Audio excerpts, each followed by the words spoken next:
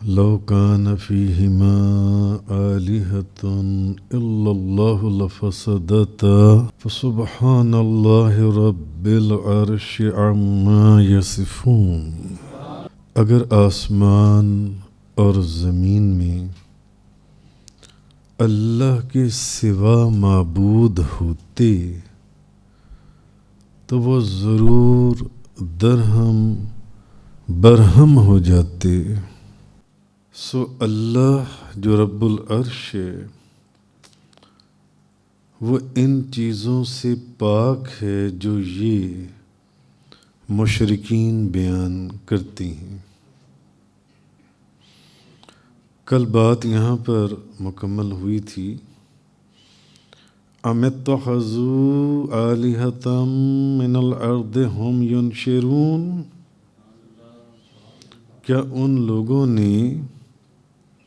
جن کو زمین میں معبود قرار دیا ہوا ہے وہ مردے کو زندہ کر سکتے ہیں؟ یعنی ان لوگوں نے جن لوگوں نے جن کو زمین میں معبود قرار دیا ہوا ہے، یعنی سونے چاندی مٹی سے جو انہوں نے خدا بنا کر اپنی ہاتھوں سے ان پتھروں کے تراشے ہوئے بتوں کو پوجتی ہیں۔ اب آگے جو فرمایا گیا، فرمایا لو کان فیہما آلہۃ الا اللہ لفسدتا، اگر آسمان اور زمین میں اللہ کے سوا معبود ہوتے تو وہ ضرور درہم برہم ہو جاتے۔ فسبحان اللہ رب العرش عما یصفون، سو اللہ جو رب العرش ہے وہ ان چیزوں سے پاک ہے جو یہ مشرکین بیان کرتے ہیں۔ تو اب اس آیت کے اندر اللہ تعالیٰ کی توحید کے اوپر دلیل قائم کی گئی ہے، اور اس دلیل کے تحت مفسرین نے بہت کچھ فرمایا ہے، بڑی تفصیل کے ساتھ تفسیر بیان کی ہے، جس میں سے چند نکات میں آپ کے سامنے پیش کر رہا ہوں کہ ایک وقت میں دو خدا نہیں ہو سکتے، ایک وقت میں ایک ہی خدا ہوگا۔ اگر دوسرا خدا ہوگا تو کائنات کا نظام درہم بھرم ہو جائے گا، تباہی اور بربادی ہوگی، نظام چلنے کی بجائے ختم ہو جائے گا۔ مثلاً ایک مثال یہ ہے کہ اگر دو خدا فرض کیے جائیں اور ان میں سے ہر خدا ان میں سے ایک خدا ایک معین وقت میں اگر ایک شخص کے حرکت کرنے کا ارادہ کرتا ہے کہ یہ حرکت کرے، اور دوسرا خدا اسی وقت میں اس شخص کے حرکت کا ارادہ نہیں کرتا، اس کے سکون کا ارادہ کرتا ہے، تو اب یا تو دونوں خداؤں کا ارادہ پورا ہوگا، اور اس سے یہ لازم آئے گا کہ وہ شخص اسی وقت میں حرکت بھی کرے اور سکون میں بھی رہے، ساکن بھی ہو، اور یہ محال ہے، ایسا ممکن ہی نہیں ہے، کیونکہ یہ ضد ہے ایک دوسرے کی۔ جب ایک خدا چاہے گا کہ یہ شخص حرکت کرے، دوسرا خدا چاہے گا کہ یہ شخص ساکن رہے، تو یہ دونوں چیزیں ایک دوسرے کے اپوزٹ ہیں بالکل، اور یہ محال ہے۔ یا تو وہ اس وقت حرکت کرے گا تو جس خدا نے اس کے ساکن ہونے کا ارادہ کیا تھا، اب اگر وہ حرکت کرتا ہے، پہلے تو وہ بات ہوگی کہ وہ ممکن ہی نہیں ہے، تو اب اگر وہ حرکت کرتا ہے تو جس خدا نے اس کے ساکن ہونے کا ارادہ کیا تھا اس کا ارادہ پورا نہیں ہوا، تو اس کا مطلب ہے کہ وہ خدا ہی نہیں ہے، وہ خدا ہی نہیں ہے۔ اور یا وہ صرف ساکن ہوگا تو جس خدا نے اس کے حرکت کرنے کا ارادہ کیا تھا پھر اس کا ارادہ پورا نہیں ہوا، تو اس کا مطلب ہے پھر وہ خدا نہیں ہے، وہ خدا نہیں۔ تو جب یہ دو خدا فرض کیے جائیں گے تو ان میں سے ایک خدا ہوگا اور دوسرا خدا نہیں ہوگا، تو ایک وقت میں ایک ہی خدا ہوگا، ایک وقت میں۔ اور اس کے اوپر میرے پہلے بھی کافی لیکچرز ریکارڈ ہو چکے، بلکہ ریکارڈ ہو کر وہ پبلک بھی ان کے ہو چکی ہیں، کلپس جو ان سے ہیں، کہ ایک وقت میں دو خدا ہوں گے تو تباہی ہوگی اور درہم بھرم ہو جائے گا سارا نظام جو ان سے ہے۔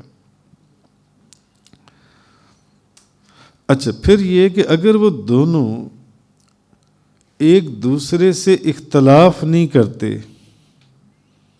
اگر دونوں، کوئی کہتا ہے کہ جی وہ دونوں ہی ایک دوسرے سے اختلاف نہیں کرتے،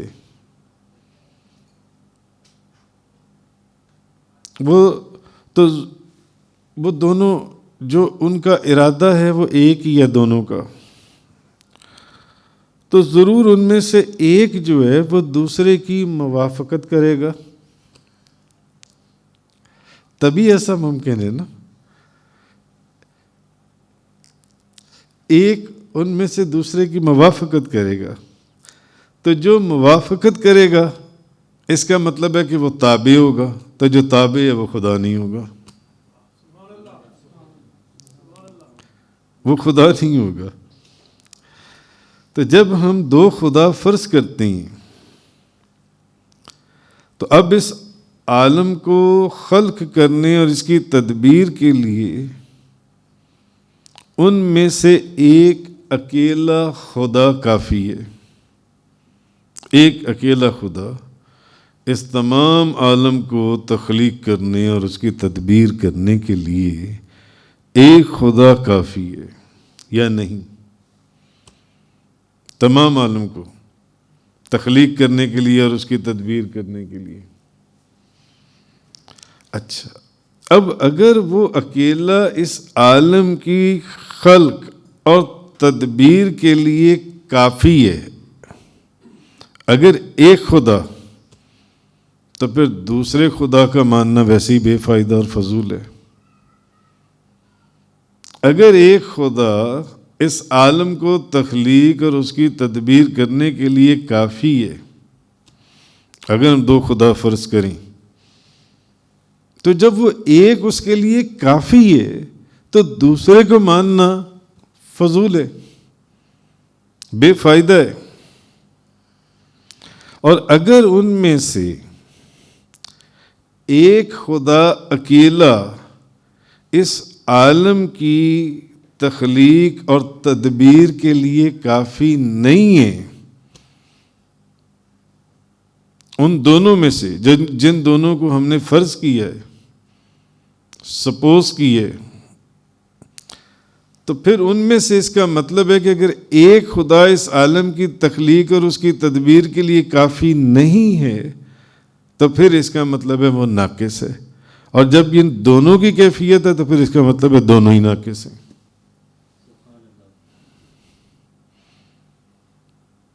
دو خدا نہیں ہو سکتے۔ سمجھایا یہ جا رہا ہے کہ یہ جو کافر کبھی سونے کے بت بنا کر کہیں بچھڑے بناتے تھے، جیسے کہ یہود میں ہوا، بچھڑا بنا دیا، کہیں کوئی اور مورتیاں بناتے تھے، عورتوں کی شکلیں بناتے تھے اور دیوتاؤں کی شکلیں بناتے تھے۔ ہندوؤں میں دیکھ لیں، شیروں کی شکل بناتے ہیں پتھروں سے، کالی ماتا نام کی ایک شکل بناتے ہیں، ہاتھی کی شکل بناتے ہیں، اپنے ہی ہاتھوں سے توڑے ہوئے پتھروں کو زمین پر جس پر پاؤں سے رونتے ہیں اسی کو بنو کے تراش کر بت بنا کر انہی کو پوجتے ہیں۔ ان کو بتایا جا رہا ہے کہ پہلی بات تو یہ ہے کہ جن کو تم پوچھتے ہو کیا انہوں نے کبھی کسی کو زندہ کیے؟ وہ خدا ہے جو زندہ کرنے والا ہے اور جو مارنے والا ہے۔ ایک وقت میں ایک سے زیادہ خداؤں کا تصور ہی بالکل بے وقوفانہ عمل ہے۔ ایک سے زیادہ خداؤں کا تصور، تو اس کی بے شمار مثالیں علماء نے اور مفسرین نے دی ہیں جو ان سے۔ اسی طرح اگر دنیا کا نظام دیکھیں، دنیا کا نظام، تو ہم دیکھتے ہیں کہ ہر کثرت کسی وحدت کے تابع ہوتی ہے۔ ایسے ہے کہ نہیں ہے؟ ہر کثرت کسی وحدت کے تابع ہوتی ہے، اور جو کثرت کسی وحدت کے تابع نہ ہو اس کا نظام فاسد ہو جاتا ہے۔ جو کثرت کسی وحدت کے تابع نہ ہو اس کا نظام درہم برہم ہو جاتا ہے۔ ایسا ہے یا نہیں ہے؟ مثلاً اگر چند کانسٹیبل ہوں، سپاہی ہوں، تو ان سپاہیوں کے اوپر ایک ہیڈ کانسٹیبل ہوتا ہے جو ان سارے سپاہیوں کا نظام لے کر چلتا ہے، اور چند اگر ہیڈ کانسٹیبل ہوں تو ان کے اوپر ایک انسپیکٹر ہوتا ہے جو ان ہیڈ کانسٹیبلز کو لے کر چلتا ہے، اور اگر چند انسپیکٹر ہوں تو ان کے اوپر، سب انسپیکٹر ہوں تو ان کے اوپر ایک انسپیکٹر ہوتا ہے جو ان چند سب انسپیکٹرز کو لے کر چلتا ہے، اور چند انسپیکٹرز ہوں تو ان کے اوپر ایک ڈی ایس پی ہوتا ہے جو ان چند انسپیکٹرز کو لے کر چلتا ہے، اور چند ڈی ایس پی ہوں مختلف علاقوں کے اندر تو ان کے اوپر ایک ایس پی ہوتا ہے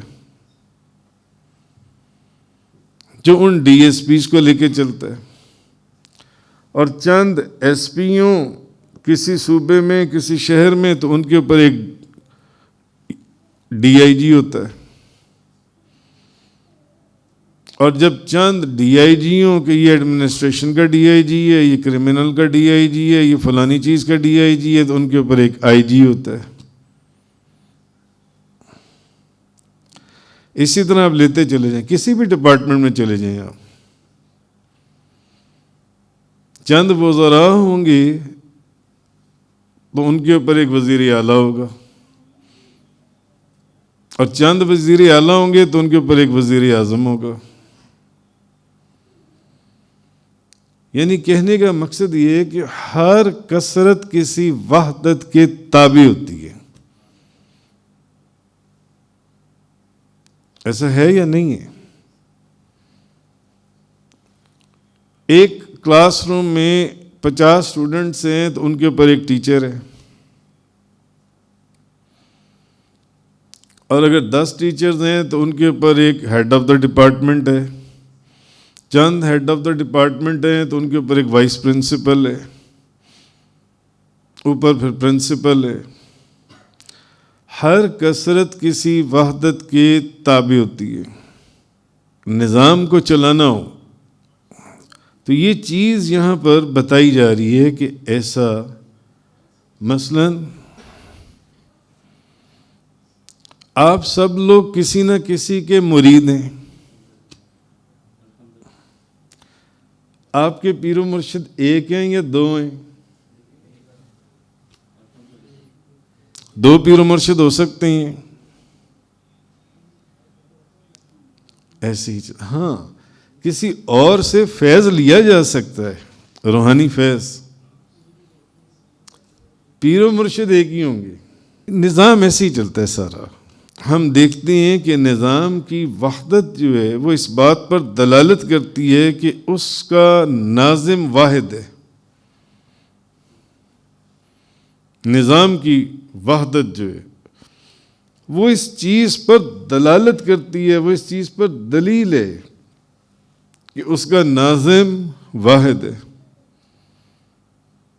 اور اس کے انڈر جتنے اس ڈپارٹمنٹ کے لوگ ہیں ان کا ایک رنگ اور ایک ڈھنگ سارا ہوتا ہے، تو پھر اس کے اوپر ایک جس کو وہ مقام یا جگہ دی جاتی ہے۔ تو یہ نظام کی جو وحدت ہے وہ اس بات پر دلالت کرتی ہے کہ اس کا ناظم واحد ہے، اور ہر کثرت کسی وحدت کی تابع ہوتی ہے جو ان سی ہے۔ یہ چیز اس چیز کے اندر فرمائی گئی جو ان سی اس آیت کے اندر۔ اور اس کے بعد فرمایا کہ اللہ جو رب العرش ہے وہ ان چیزوں سے پاک ہے جو یہ مشرکین فضول بیان کرتی ہیں۔ جو رب العرش ہے وہ ان چیزوں سے پاک ہے جو یہ مشرکین بیان کر رہی ہیں، ایسی تو کوئی بات ہے ہی نہیں۔ اب عرش کا ذکر اس لیے فرمایا کہ مشرکین بتوں کو خدا کہتے تھے، اللہ تعالیٰ نے ان کا رد فرمایا کہ اللہ تعالیٰ تو عرش عظیم کا رب ہے، تم تو ان کو بت بناتے ہو جو تمہارے پاؤں کے نیچے مٹی اور پتھر آتے ہیں، انہی کو تراش کر انہی سے بت بنا کر انہی سے مانگتے ہو، جو اپنے آپ کو فائدہ نہیں دے سکتے وہ تمہیں کیا فائدہ دیں گے،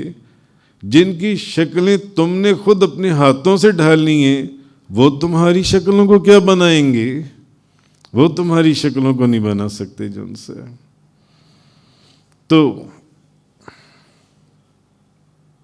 اللہ تعالیٰ آسمانوں اور زمینوں کا پیدا کرنے والا ہے، تم کن کو خدا بنا کر بیٹھے ہوئے ہو۔ تو نظام کائنات جو ہے اگر آپ اس کو دیکھیں تو وہ ایک سمت کے اندر چل رہا ہے، اور صدیوں سے جس انداز میں سورج نکل رہا ہے، چاند نکل رہا ہے، فصلیں ہو رہی ہیں، باغات اور جمادات اور نباتات اور حیوانات اور انسانوں اور فرشتوں، جب ان سب چیزوں میں آپ غور کرتے ہیں تو ایک نظام چل رہا ہے، تو پتہ چلتا ہے کہ اس کا خالق بھی ایک ہے، اس کے خالق دو نہیں ہیں۔ خالق دو ہوتے تو ایک خدا نے کہنا تھا کہ گندم جون سے وہ جون میں کاشت کی جائے، دوسرے نے کہنا تھا دسمبر جنوری میں کاشت کی جائے، تو نظام درہم برہم ہو جانا تھا۔